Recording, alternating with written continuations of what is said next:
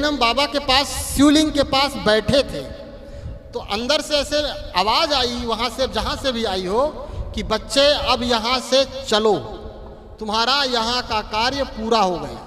और हम डबल आचार्य किए हैं वहाँ संपूर्णानंद विश्वविद्यालय से, वेदांत से और व्याकरण से, और पीएचडी का हमने फार्म भर दिया था।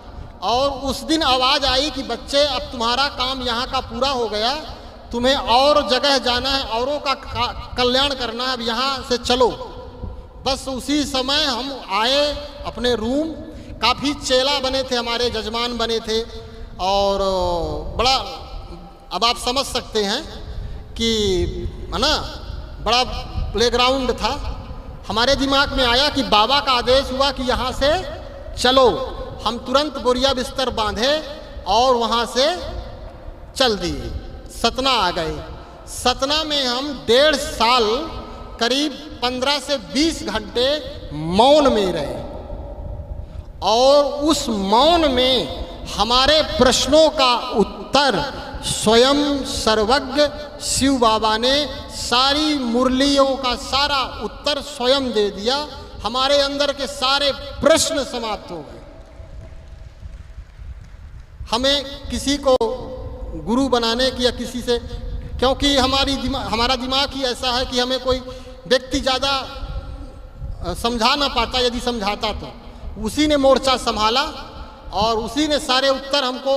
सुबह जब हम योग में बैठते थे तो जो हमारे मन में प्रश्न होता था वो योग में चलता था, और सारे प्रश्नों का उत्तर उसी योग के समय अब कहाँ से आता था, कौन दे देता था, हमको लगता है वही देता होगा, और कौन देगा।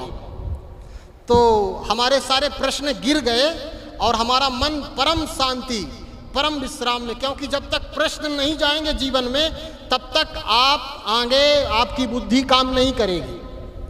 और हमारे जब सारे प्रश्न समाप्त हो गए तब हमको लगा कि अब कोई किसी तरह का प्रश्न लेके आ जाए, उसका उत्तर शिव बाबा इस सेवक के द्वारा निश्चित दे देंगे।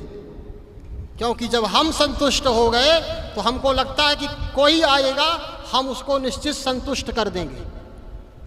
अभी तक हमारे पास ऐसा प्रश्न लेके कोई नहीं आया जिसका उत्तर शिव बाबा के पास न हो, और हमको बहुत इच्छा होती है कि कोई कठिन से कठिन प्रश्न लेके आए, ताकि हमको भी कुछ उससे सीखने को मिले। अब प्रश्नों का उत्तर देने में हमें बड़ा आनंद आता है।